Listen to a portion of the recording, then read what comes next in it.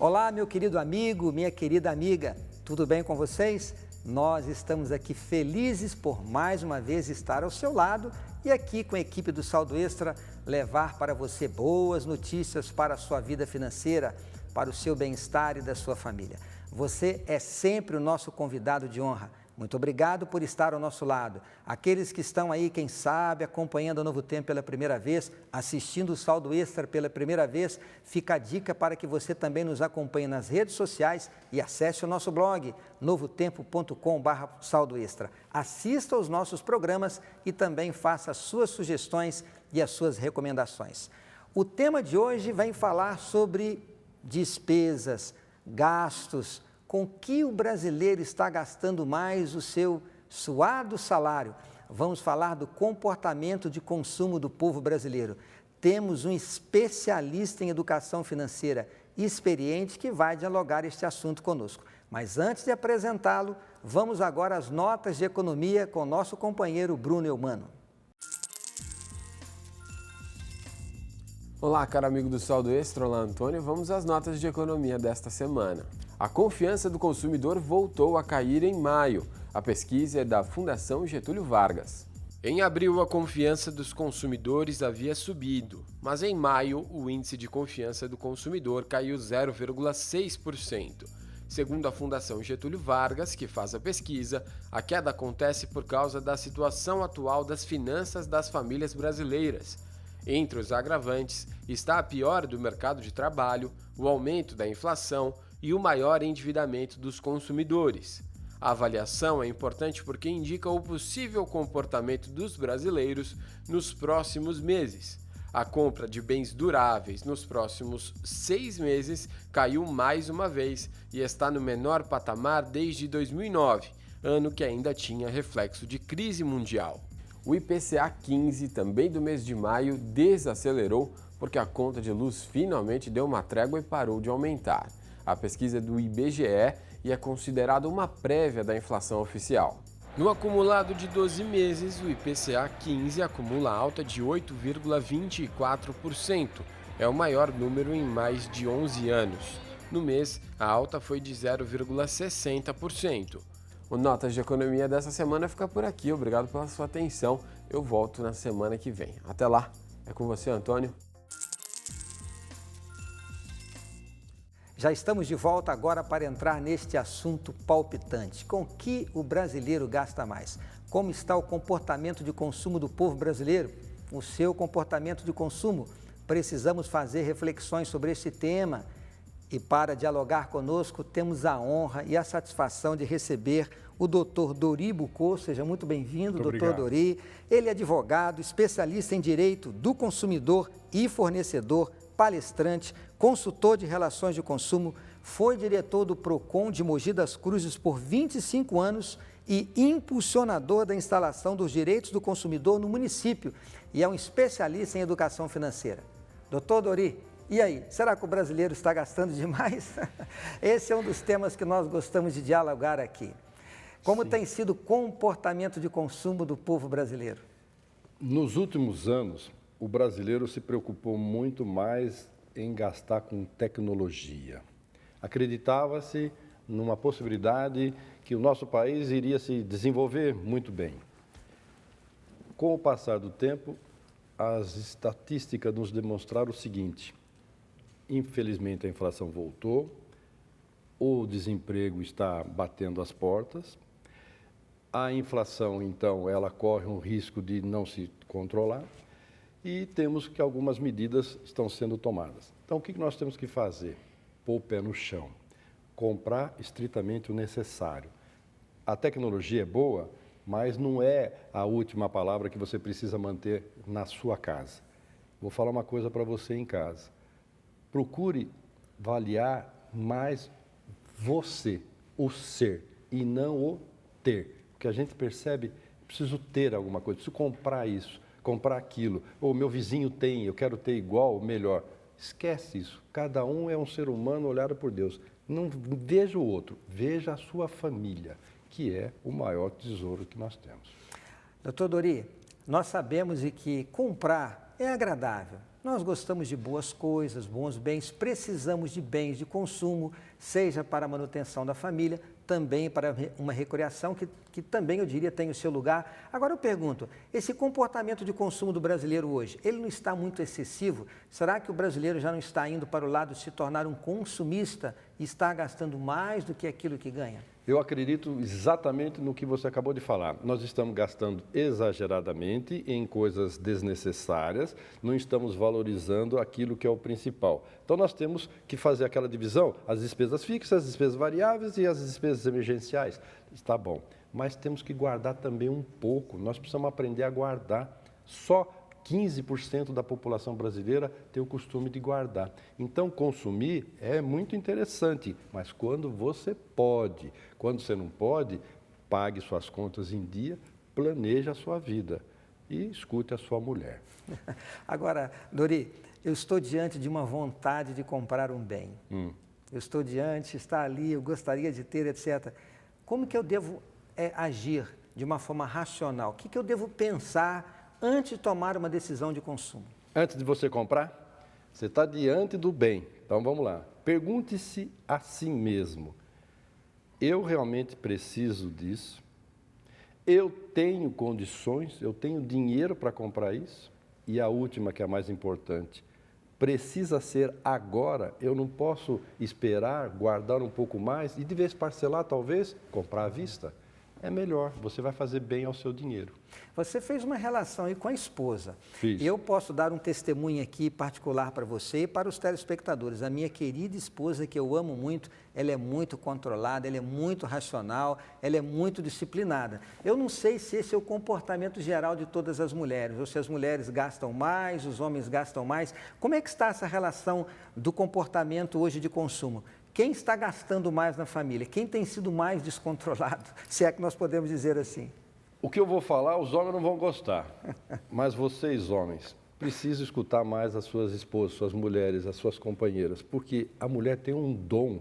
Ela tem, como se fosse um polvo. Ela cuida da casa, do emprego, dos filhos. Ela cuida da comida, alimentação. Ela toma conta de várias coisas. O homem já tem aquele olhar sistema cobra, ele fica ali olhando para frente. Se tiver um controle remoto, ele ainda está ali só olhando para frente. Se você tirar o controle remoto, é capaz que ele fique parado olhando. A mulher não. Ela vê a televisão, ela lê alguma coisa, informação, ela tecla, conversa, toma conta dos filhos, se puder passa alguma roupa. Ela é o ser mais importante na relação que nós chamamos doméstica. E na relação de consumo, ela é a que controla. Deixe o homem acreditar que é ele que controla, mas é a mulher. Ela é 66% no nosso país a pessoa que tem o dom desse controle. Poucas sabem disso. Agora eu falei, né?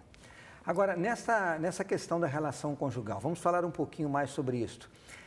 Com a sua experiência, você como educador financeiro, que nível que está o diálogo financeiro dentro da família hoje no Brasil, de uma forma geral? O que você tem ouvido?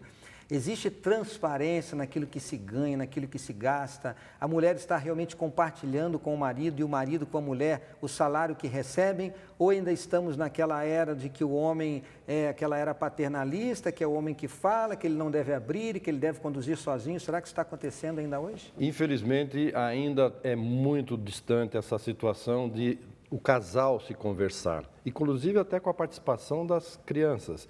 Um final de semana, reúne a sua família, o que eu estou ganhando, o que eu estou gastando. Mas o marido, a mulher e até a criança, para ter a importância, né, do valor da moeda. Vamos saber, daqui a pouco, que muitas famílias estão quebradas, estão falidas. Por quê? Porque eles não se falam, eles não conversam. Às vezes eles nem querem contar que vão comprar alguma coisa. Por quê? O outro pode ficar chateado, bravo. Então, falta transparência, falta comunicação, interatividade, cumplicidade no casal. E a cumplicidade vai gerar responsabilidade. Se o filho sabe quanto se ganha e sabe quanto é os limites, ele será motivado a fazer a parte dele. Exatamente. Será que a gente poderia dizer isso? Exatamente. Acabou de falar uma expressão extremamente importante. Se todos souberem a importância desta família, com o que ela recebe e com o que ela gasta, é como uma empresa. Se ela gastar mais, ela quebra, vai à falência. Então, a nossa família tem que se falar, conversar. Nós não podemos deixar de conversar com o companheiro ou a companheira. Conversa entre si, exponha a situação e você vai ver que a união vai ser maior. Eu poderia dizer que os grandes problemas hoje na questão financeira, esses problemas têm sido gerados por aquilo que você disse, não sabe quanto ganha, não sabe quanto gasta, não envolve os filhos, não envolve diálogo. Poderia dizer que aí está a raiz dos problemas financeiros hoje que assolam as famílias brasileiras e vem aí a consequência, o endividamento, etc? Tranquilamente. E nós já estamos partindo, infelizmente, para o superendividamento. Porque endividamento, ele, nós somos todos endividados, nós temos nossos compromissos, nós vamos saldar com o nosso trabalho. Quem é super endividado, ele já extrapolou, ele já quebrou, ele não consegue mais sair do vermelho. E eu aprendi uma coisa uma vez, eu estava num bazar, na época de compra de material escolar, e um menininho pequeno pedindo, mamãe, compra para mim esse caderno, é bonito, ele é importado. A mãe falou, não posso, filhinho. Não, mamãe, mas só custa R$13. Ela falou, você não sabe como é difícil a mamãe ganhar na faxina R$13. Que coisa. Quer dizer, na verdade, a gente tem que ter consciência de valorizar as grandes coisas e as pequenas coisas, né? A dificuldade é enorme para as pessoas. Ou seja, nós temos que olhar para os nossos filhos, transmitir a eles o conhecimento daquilo que é o melhor para eles. Exato. Agora, a melhor educação continua sendo o exemplo. Conversar, dar exemplo e mostrar a verdade verdadeira. Eu posso fazer isso e eu não posso. Você me ajuda? Aí você vai ver que a soma é muito maior, a força fica maior. Agora, vamos mudar um pouquinho de assunto. Estamos falando de gastar, de despesa, comportamento de consumo, aproveitando a sua larga experiência na questão de direitos do consumidor e direitos do fornecedor. Eu vi que você está emocionado. Fiquei emocionado com aquele exemplo daquela mãe. Mas esta emoção, ela envolve todos nós. É exatamente por isso, Dori, que nós temos aqui dentro da grade da programação do Novo Tempo o programa Saldo Extra, que o objetivo é levar a educação financeira para todos. E nós acreditamos e repetimos isto, que é possível ser feliz com o salário que você tem, viver com dignidade, porque a felicidade ela não está associada à quantidade de bens que você possui, mas sim na forma com que você se relaciona com as pessoas que você ama. Se existe harmonia dentro de casa, se existe a felicidade dentro de casa, isso vai ser mais importante do que ter um carro novo, uma casa nova. E nós estamos aqui exatamente falando sobre isso. Agora, Dori, vamos falar um pouquinho sobre direitos do consumidor. Porque a gente está gastando, tudo bem, você compra uma camisa, você compra um tênis, é um bem que tem uma durabilidade relativamente curta, mas tem muita gente comprando aí planos de telefonia, comprando eletrônicos, um aparelho de TV, etc. Como está a relação hoje do brasileiro com os seus direitos em relação ao consumo? Nós temos que usar esse tempo de programa para divulgar mais ainda. Nós precisamos multiplicar essa informação. O brasileiro ele tem noções, mas nós precisamos incutir na cabeça dele os seus direitos, mas também os seus deveres. Exemplo, vai comprar, peça a nota fiscal, que é seu direito, manual de instrução em língua portuguesa, o certificado de garantia preenchido e a rede de assistência técnica.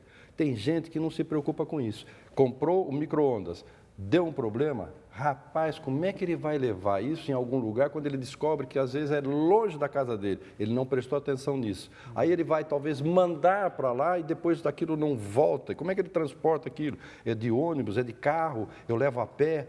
Estou dando o exemplo do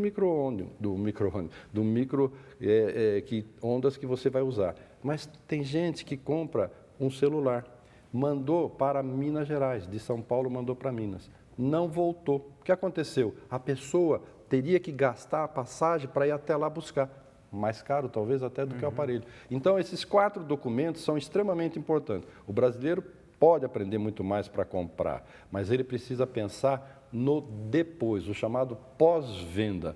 Ele vai saber se ele vai ser bem atendido na hora. Tratam você com tapete vermelho. Você é um rei, mas se der problema, volta lá para você ver o que vai acontecer. O bom produtor, o bom prestador de serviço, não é aquele que apresenta um produto de qualidade, presta um serviço de qualidade, mas também que está interessado no pós-venda. Exatamente. Ou seja, em fidelizar aquele cliente, em tratá-lo bem, em atender às suas necessidades, e nós temos que ficar atento com isso, né? Exatamente. Ele vai manter aquele cliente como amigo.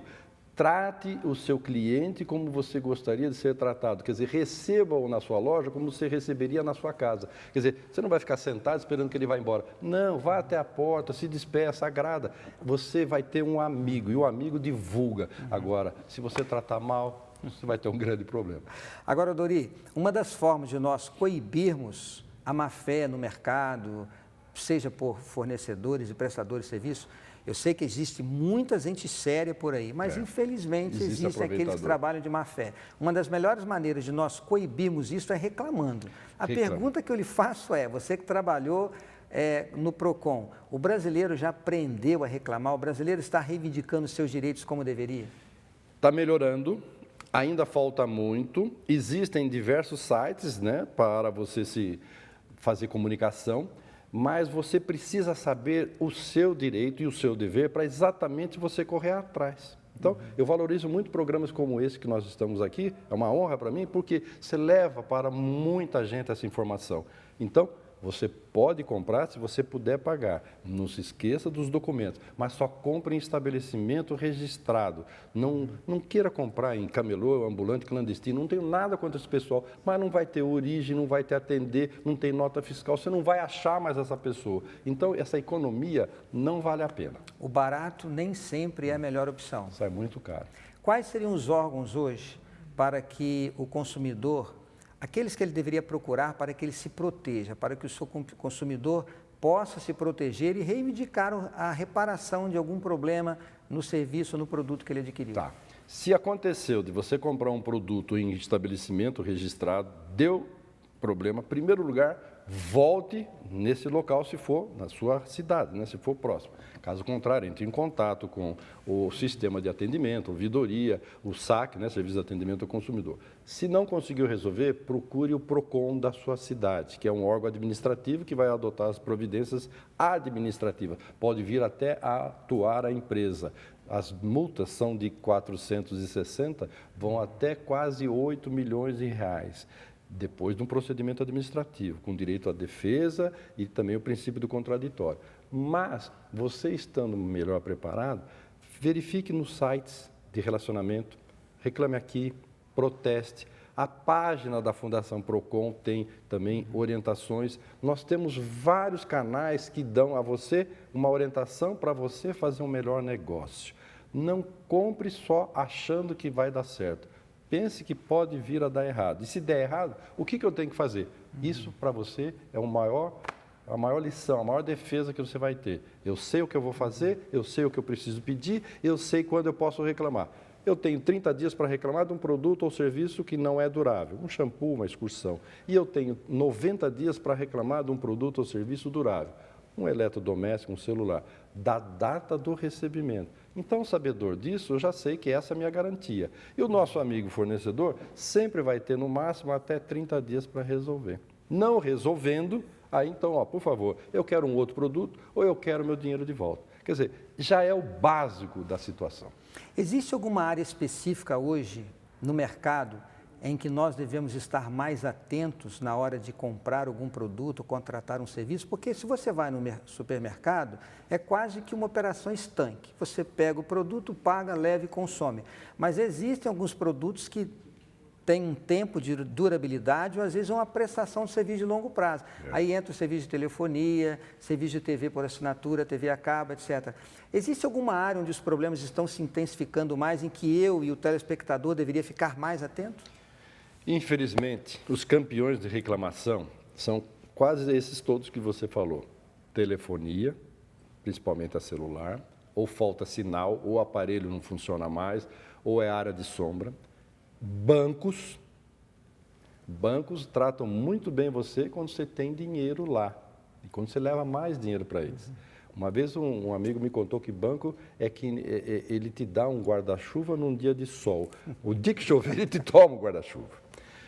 E planos de saúde. Planos de saúde estão criando muito problema para a pessoa com idade mais avançada.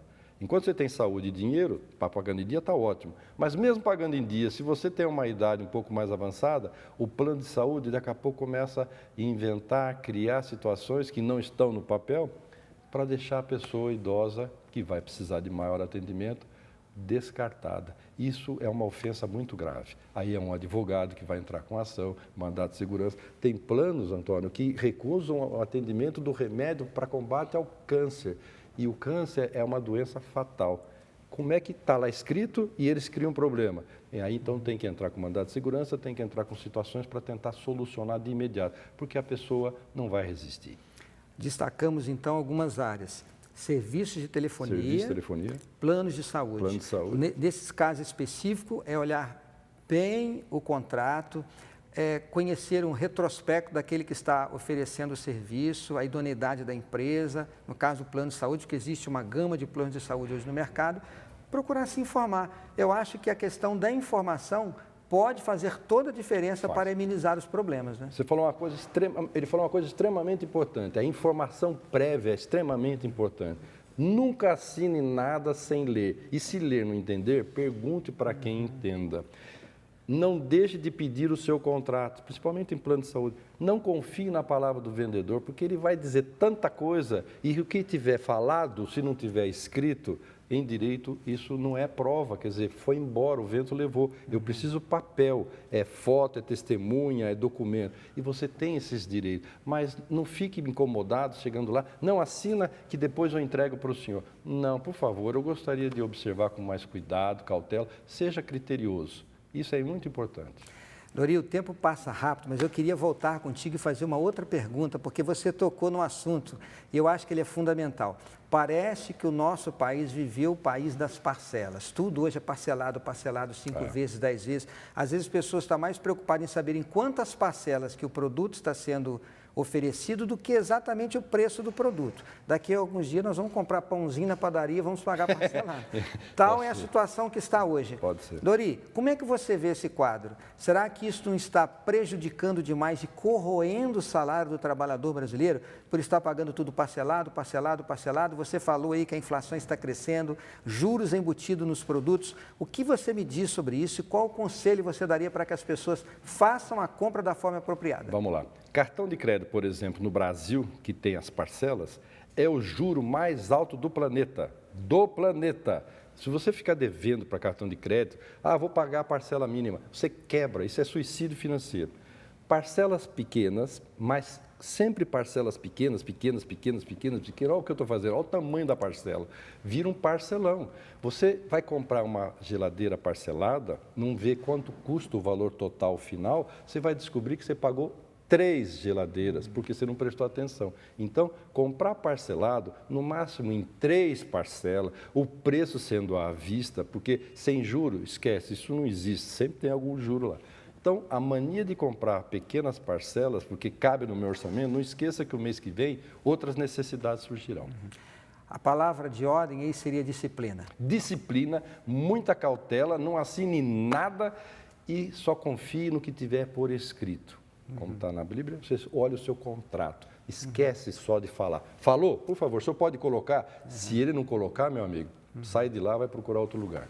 Essa questão das parcelas hoje estão acontecendo até nos supermercados, né? Você vai no supermercado, hoje no supermercado não vende só comida, vende roupa, vende eletrodoméstico, e aí isso tudo entra nas compras e acaba havendo esse parcelamento, e aí as pessoas estão pagando as parcelas de produtos que já não existem mais, já foram consumidos. E o mês que vem tem que comer de novo. E isso acaba tornando-se uma ciranda financeira que prejudica a vida financeira da família.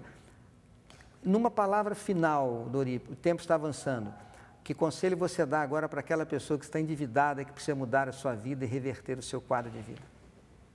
Coloque no papel tudo que você tem de dinheiro que você recebe, coloque no lado tudo que você deve. E não tenha vergonha de ir atrás da pessoa para quem você deve. Não fique envergonhado.